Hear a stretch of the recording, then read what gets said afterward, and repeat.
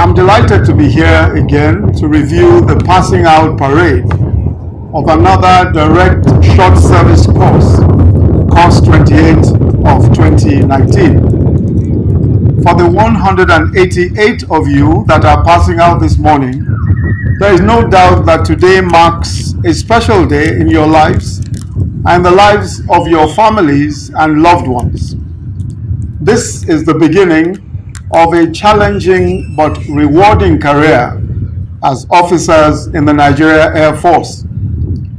Given the quality of training that you have received, I'm confident that you will be able to cope with the demanding tasks ahead. As you already know, this profession you have chosen requires absolute discipline, loyalty, and hard work. It is much more than just securing a job or earning a salary, and much more than just getting a chance to wear the coveted uniform or wield weapons. This is the ultimate form of civic sacrifice to defend the territorial integrity of your country and to put your life on the line for the safety and welfare of millions of your countrymen and women. There is no nobler occupation than this one that you have chosen. You are passing out at a time when our nation is grappling with an insurgency in the northeast and the challenges of kidnapping and armed banditry in other parts of the country. You will therefore have come to terms with the fact that the days and weeks and months ahead of you will be extremely busy, as you will fulfill your responsibilities to the military and to the nation. While the armed forces have effectively contained the territorial ambitions of the Boko Haram terrorists by substantially degrading their capacity to attack and wreak havoc, they remain intent on shedding blood and sowing fear. There is also the threat of the Islamic State of West Africa province, ISWAP, in the Lake Chad Islands and parts of southern border. But also, more often these days, these insurgents are focusing on soft targets, opportunistic attacks on isolated military units, as well as an increasingly sophisticated propaganda aimed at making them out to be more organized and lethal than they really are. This ever-increasing reliance on propaganda is a reminder that this is not only a battleground war, it is just as much an information and narrative war. Winning hearts and minds has always been important in military warfare. It is even more so in a century defined by information and communication technologies. As 21st century military officers, how you project your strength and confidence to your enemies, and this would, especially using social and digital media tools, is as important as the sophistication of the conventional arms and ammunition that you wield. But to do so effectively also means that you must take the time and trouble to fully understand the nature of the threats that confront us, the narratives and the philosophies that underlie those threats. Distinguished guests, ladies and gentlemen, as you all know, Boko Haram is not the only national threat confronting us. There are the clashes between crop farmers and pastoralists, as well as the incidences of kidnapping, armed banditry, and militancy. In recent weeks, the President, in collaboration with state governors, has been reviewing the security architecture of the country. This has involved not just the armed forces, but also the police, who have recently announced their new policing strategies. This initiative involves the recruitment and training of policemen in each local government and ensuring that such policemen remain in their local governments, working with local and traditional authorities to maintain peace and security. As the President has said, security is a 24-hour occupation involving continuous investments in strategy and innovation.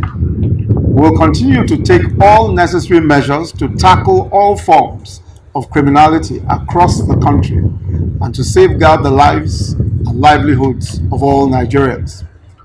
The Nigerian Air Force will, as part of the armed forces, and has continued to be at the forefront of our national security interventions.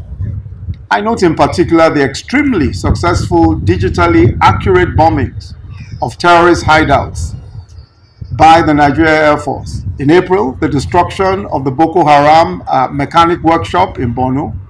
In May, the airstrikes on Tubun Haman on the fringes of Lake Chad, inflicting heavy casualties on the Islamic State of West Africa Province forces under the Air Task Force of Operation Lafia Dole. In June, air strikes in the Sambisa forest, further eliminating the insurgents. It is particularly commendable that you are adopting measures to ensure that the resources available to you are used judiciously in a manner that delivers optimal results and maximum value for money. I'm aware that in the line of doing more with less, which is one of the guiding philosophies of the Buhari administration, several moribund assets of the Air Force, aircrafts in particular, have been reactivated in the last 4 years.